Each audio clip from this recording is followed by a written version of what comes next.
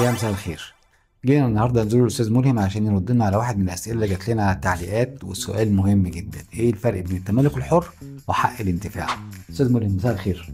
مساء الخير استاذ عمر، كيف الحال؟ الحمد لله. ايه الفرق بين التملك الحر وحق الانتفاع؟ طبعا بكل اختصار، التملك الحر اللي هو الفري هولد هو ان تملك الارض وما عليها من بناء. يحق لك طبعا تأجيرها او بيعها وبنفس الوقت تورث. ولكن حق الانتفاع، الارض تعتبر مستاجرة، يحق لك استغلالها او ايجارها او التنازل عن باقي مدة العقد. نعم. طبعا بتكون مدة الانتفاع اقل شيء 10 سنوات، واعلى مدة هي 99 سنة. شكرا استاذ ملهم. كده عرفنا الإجابة. يبقى التملك الحر هو ملكية دائمة ومستمرة ومستدامة من حقك تورثها.